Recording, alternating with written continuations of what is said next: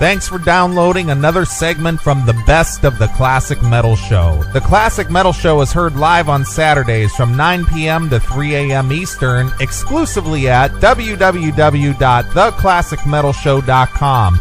And now here's another piece of Classic Metal Show history on the Best of the Classic Metal Show. The Classic Metal Show.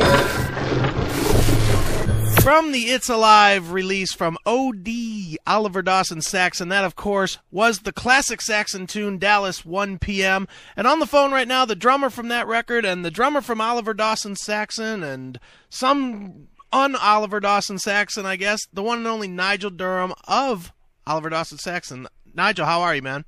I'm doing fine, mate. How are you? I am excellent. Well, Nigel, obviously Saxon, in the history of heavy metal, one of the biggest bands ever, you know, certainly with the new wave of British heavy metal, one of the forerunners of it.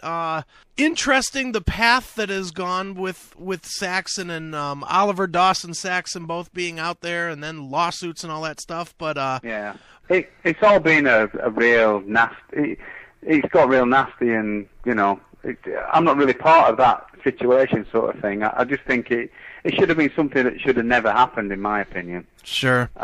You know, I think that we should have stuck to one thing, and then Biff should have stuck to doing Saxon, and you know, all the complications with the name and the lawsuits and everything should have never happened, in my opinion. But that's just my opinion. Don't you think, though, that with the, I mean, I'm assuming that the only real reason that there was the whole legalities thing between the two factions was mainly about, you know, the profitability of the band as you went forward with the Saxon name, because it was so established. But don't you think that it would have just been best for all parties concerned to just either kiss and make up, or just say, okay, this one is Saxon and this one is, you know, something else? Yeah, I agree with you totally. But I think the thing is, the kiss and make up thing, I don't think will ever happen. Right. There's too much bad feeling on certain parties either side. But I do agree with what you're saying. Yeah, definitely. When I first started playing with them, it was before all the legality things started with the name and stuff, and it was Son of a Bitch. And then all of a sudden, I don't know what brought it on, but all of a sudden this lawyer thing started, and it just escalated from one thing to another. I didn't agree with any of it, to be honest with you, but it just ended up costing a massive legal bill, and of course, you know, they still that's how it is. But right. That's how I thought it was anyway. Well, Nigel, obviously you personally have played in both. Yeah, in both. Yeah. So I mean, I don't have. A lot of people get a thing where they think that you've got to be bitter about stuff, and one thing I don't have, you know, any bad feeling towards Biff, or, you know, I've played in both bands, so, you know, I think a lot of it is to do with Graham, Oliver, and to do with Biff. I think a lot of it's to do with when they parted ways, sort of thing. That's where it's all come from.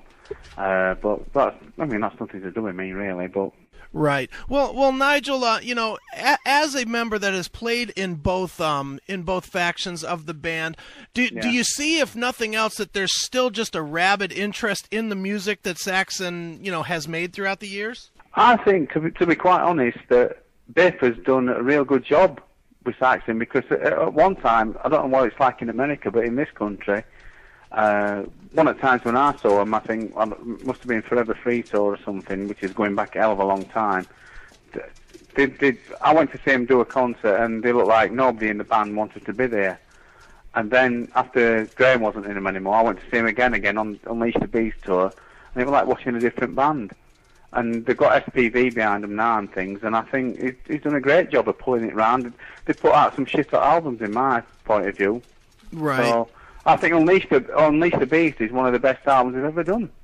Well, that's my opinion. Like I say, I just tell it how it is. Sure. Well, and that's the way it should be, man. You shouldn't have to. You should not have to duck behind the lawyer's coattails in order to say what you think. You know. That's all balls. Right. I hear you, man. So, Nigel, for you personally, and you know, what projects are you working on these days?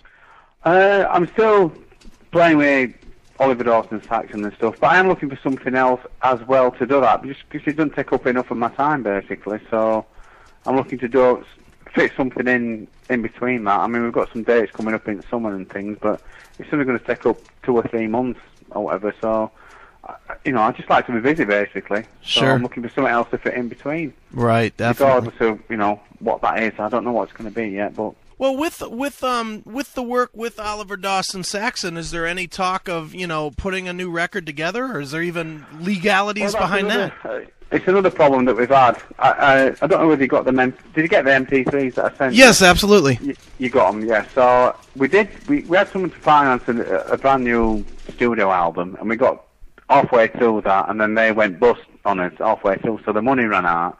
So we've ended up with an album full of material that's unmixed, and nobody to put it out, basically. So we're looking for a record company to put that out. So whether we can get that or not, your guess is as good as mine. Now, Nigel, I'm curious. Obviously, you as a musician and as a professional musician that does music for your living, the state of the music business these days is pretty bad. It's hard work, mate. It's hard work to make it as a living, trust me. Is it frustrating for not only yourself, but just a musician in general, to just see how it has changed from where people supported the bands that they loved and the music that they loved by purchasing the music, to where it is now that, established guys like yourselves have trouble finding deals just because, the labels know that you guys will put out a record and, the first 10,000 fans will download it illegally. Yeah. Well, it's the same thing with internet. I think for a lot of bands, it's been a godsend, hasn't it? Internet. It's helped so many bands in so many different ways, which is something that you didn't have, 10, 20 years ago or whatever. But obviously, it works against you in other ways. But I don't know.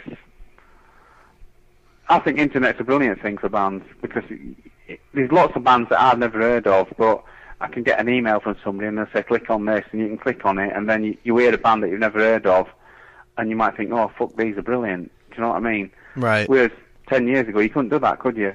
Right. You had to wait for somebody to send you a CD in post or something, or now you don't have to do that. Right, but now you have to weed through a whole lot of garbage to get to the good stuff. Well, I suppose you do more of that than anybody, don't you? Oh, absolutely, man. Right so on. That's part of your job, I guess. So. Sure. Well, Nigel, as you move forward here, do you personally still enjoy, playing the old Saxon tunes, or do you wish that you were doing a lot more of, your own original type stuff that you guys were writing? We kind of play, I don't know, 30%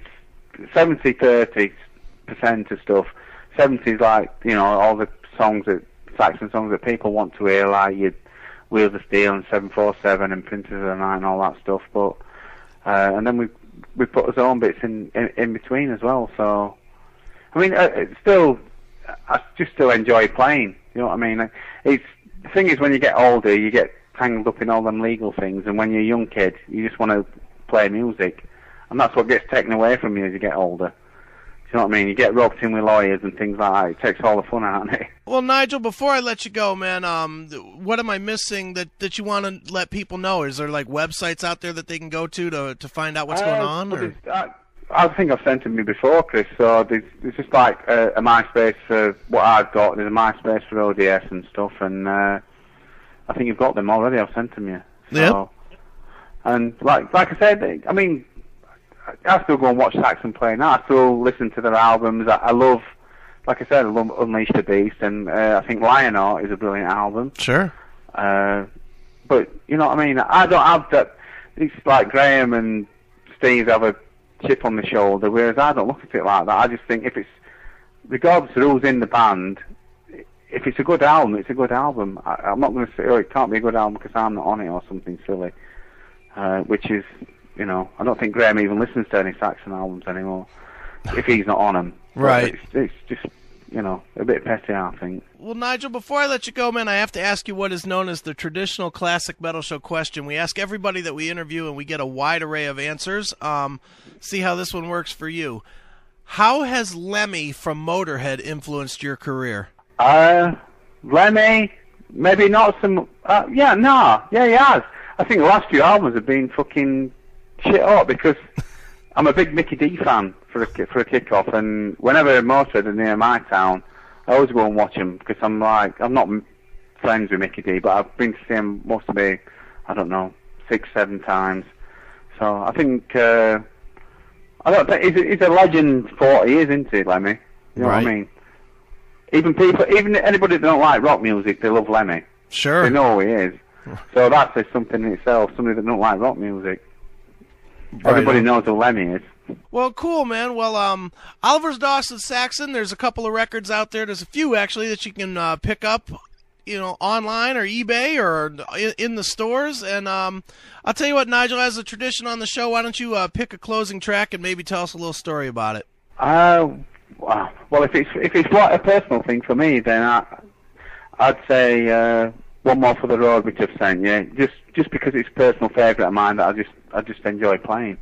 It's pretty heavy and in your face sort of thing. All right, well, let's check it out. It is One More for the Road. It is Saxon right here on your Classic Metal Show. Thanks for checking out the Best of the Classic Metal Show. You can tune into the Classic Metal Show live every Saturday night from 9 p.m. to 3 a.m. Eastern, exclusively at www.theclassicmetalshow.com. The Classic Metal Show.